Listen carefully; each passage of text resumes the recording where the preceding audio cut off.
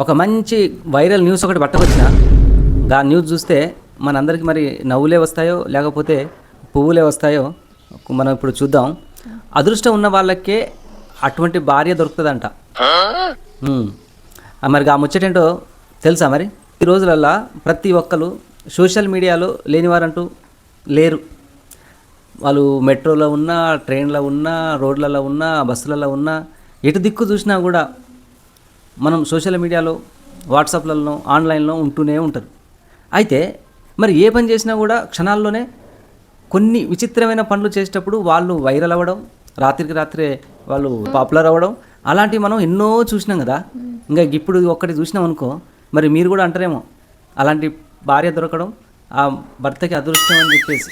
ఆ ట్రాఫిక్లో wife and husband ఇద్దరు కూడా వాళ్ళు బైక్ మీద ముందు వెళ్తూ ఉంటారు, ట్రాఫిక్ పడుతుంది, వెనక నుండి ఒక 4-వీలర్ నుంచి ఆ వీడియో తీసినట్టుగా ఉన్నది. మీరు కూడా చూడండి.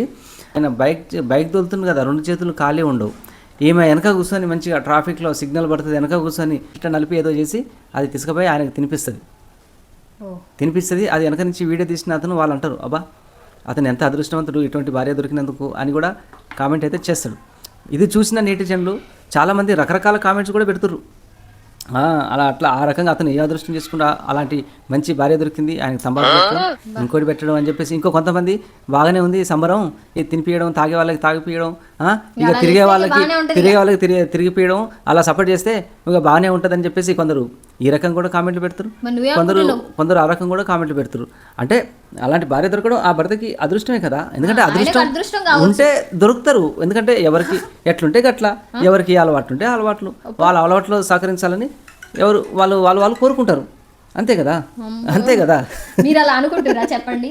మీరు చూసి ఉంటే ఏ భార్య అయినా అలా చేయాలని భర్తలు అనుకుంటారేమో కానీ భార్యలు మాత్రం అస్సలు అనుకోరు. మరి ఏదో ఒక అవసరం పడే ఉంటుంది, లేకపోతే వాళ్ళ ఆయన ఏదో కోపం ఉండి ఉంటాడు కాబట్టి ఆ టైం వరకు అలా చేసి నిజంగా మాత్రం అస్సలు ఏమి లేదు. నీ వాస్తవంగా అతను అదృష్టవంతుడే. మంచిగా కూర్చుంటే ఏం చక్కగా తీసి ఆ నోట్లో పెట్టింది. అట్లేం కాదు. మీరేమనుకుంటారు? బాయ్.